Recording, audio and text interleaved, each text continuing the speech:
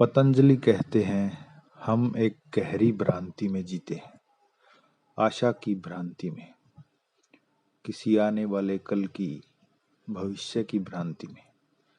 जैसा आदमी है वह आत्मवंचनाओं के बिना नहीं जी सकता। नीत्शे ने एक जगह कहा है कि आदमी सत्य के साथ नहीं जी सकता, उसे चाहिए सपने, भ्रांतियां, उसे कई तरह के झूठ चाहिए जीने के लिए। और नीत्शे ने जो यह कहा है वह सत्य है। जैसा मनुष्य है वह सत्य के साथ नहीं जी सकता। इस बात को बहुत गहरे से समझने की जरूरत है, क्योंकि इसे समझे बिना उस अन्वेषण में नहीं उतरा जा सकता जिसे योग कहते हैं। और इसके लिए मन को गहराई से समझना होगा, उस मन को जिसे झूठ की जरूरत है, जिसे भ्रांतियां चाहिए, उस मन को जो सत्य के साथ नहीं जी सकता, मन जिसे सपनों की बड़ी जरूरत है। तुम केवल रात में ही सपने नहीं देखते, तुम तो जब जाग रहे हो तब भी लगातार सपने ही देखते जाते हो। तुम मुझे देख रहे हो, सुन रहे हो, लेकिन एक सपने की धारा लगातार तुम में दौड़ी चली जा रही है। मन लगातार सपने, कल्पनाएं बनाता जा रहा है। अब वैज्ञानिक कहते हैं कि मनुष्य नींद के बिना तो जी सकता है, लेकिन सपनों के बिना नहीं जी सकता। पुराने समय में समझा जाता था कि नींद जीवन की बड़ी जरूरत है, लेकिन अब आधुनिक खोजें कहती हैं कि नींद सचमुच कोई बड़ी जरूरत नहीं है। नींद की जरूरत है ताकि तुम सपने देख सको। यदि तुम्हें नींद में सपने न देखने दिए जाएं, तो तुम सुबह अपने को ताजा और जीवंत नहीं पाओगे। तुम स्वयं को इतना थका हुआ पाओगे जैसा कि बिल्कुल सो ही नहीं पाए। रात कुछ समय होता है गहरी नींद का और कुछ समय होता है सपनों का। एक आवर्तन है, एक लय है, जैसे रात और दिन के आने जाने का एक लय। आरंभ में तुम गहरी नींद में उतर जाते हो, कोई 40 या 45 मिनट के लिए। फिर स्वप्न अवस्था प्रारंभ होती है और तुम सपने देखने लगते हो। फिर स्वप्नहीन निद्रा आ जाती है और उसके बाद फिर से सपनों का आना शुरू हो जाता है।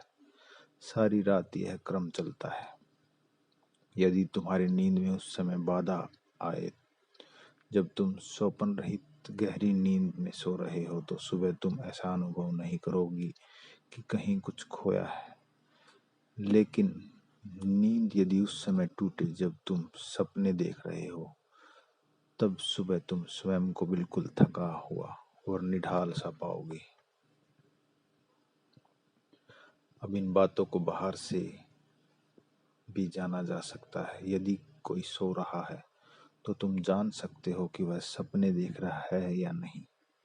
अगर वह सपने देख रहा है तो उसकी आंखें लगातार गतिमान हो रही होंगी, मानो वह बंद आंखों से कुछ देख रहा है। जब वह स्वप्न रहित गहरी नींद में है तो उसकी आंखें गतिमान नहीं होंगी, ठहरी हुई होंगी।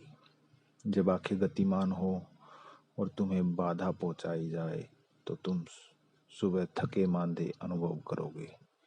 यदि आंखें स्थिर हों और नींद तोड़ दी जाए तो सुबह उठने पर कोई थकावट महसूस नहीं होगी। अनेकों शोधकर्ताओं ने प्रमाणित कर दिया है कि मनुष्य का मन सपनों पर ही पलता है, यद्यपि सपना पूर्णतः एक स्वचालित वंचना है। फिर यह सपनों की बात केवल रात के विषय में ही सच नहीं है। जब तुम जागे हुए होते हो तब भी मन में कुछ ऐसी प्रक्रिया चलती रहती है। दिन में भी तुम अनुभव कर सकते हो कि किसी समय मन में स्वप्न तैर रहे होते हैं और किसी समय स्वप्न ही होते हैं। दिन में जब सपने चल रहे हैं और अगर तुम कुछ कर रहे हो तो तुम अनुपस्थित से होगे, क्योंकि कहीं भीतर तुम व्यस्त हो। उदाहरण के लिए, तुम यदि तुम्हारा मन स्वप्नलीन दशा में गुजर रहा है, तो तुम सुनोगे बिना कुछ सुने, क्योंकि मन भीतर व्यस्त है। और अगर तुम ऐसी स्वप्नलीन दशा में नहीं हो, तो ही केवल तुम मुझे सुन सकते हो। मन दिन रात इन्हीं अवस्थाओं के बीच डोलता रहता है।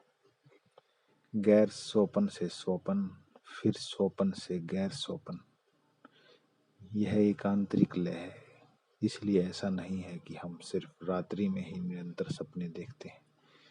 जीवन में भी हम अपनी आशाओं को भविष्य की ओर प्रक्षेपित करते रहते हैं। वर्तमान तो लगभग हमेशा नरक जैसा है।